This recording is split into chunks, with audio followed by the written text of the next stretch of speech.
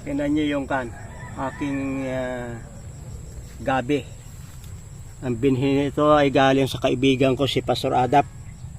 Dinalahan ako ng maliliit na suwi.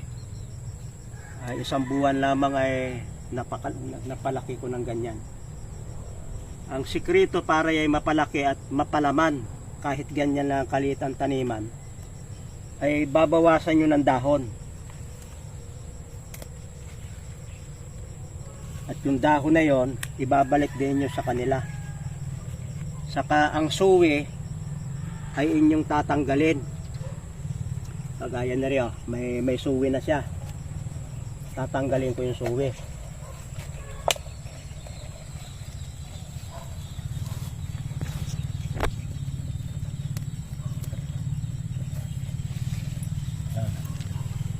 Maliit lamang yung suwi na yan. Dahil magsasama sila sa isang maliit na lalagyan ay hindi maganda. At akin ang itatanim. Tinusok ko lamang sa lupa. Ilalagay ko sa lilim para hindi siya mainitan. At ito na yung kanyang yung kinuha ko ng 2 araw ang nakaraan. Akin lang itatanim uli sa mas malaking lalagyan sapagkat nakikita ko na parang may pag-asa. Ito naman ang panito ay napakataba na nung lupa niya. Dito ko na ilalagay. May bulati pa kasi magaganda yung lupa natin.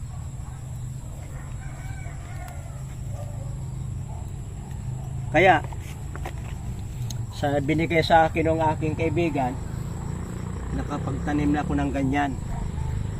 At yung magiging suwi niyan, ilalagay ko naman sa lupa. Dahil ito pagka may laman na, aalisin ko na dito at ipapatas-patas ko na doon sa harapan ng aking bahay. Sapagkat yan ay laman ng gabi, hindi basta-basta nabubulok yan, lalo pag summer na. Kung gustong maggulay ng gabi ay bubunot sapagkat nakalagay lamang yan sa ganyang pinutol na Wilkins. Ang isang Wilkins, yung kung maaari ang bibili nyo yung 10 litro ang laman na tubig, puputulin nyo para 2 punong itanim. Ang bili ko ay 15 pesos, de 750 ang isang puno. Yung ganyang klase na gabi, lumalaman niya ng malalaki. Lalaman niya ng 1 kilo. Ay, yan ako magkano ang... Kaya masipag lamang kayo. Tatanggalin niyo yung mga dahon na parang matanda na. Mga dahon na luma na. Kahit sa paso, sa plastic, o sa mga container, makakapagpalamang kayo ng gabi.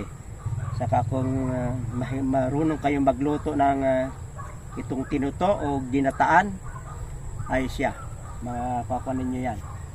Makaka-business kayo sa isang maliit na lupa.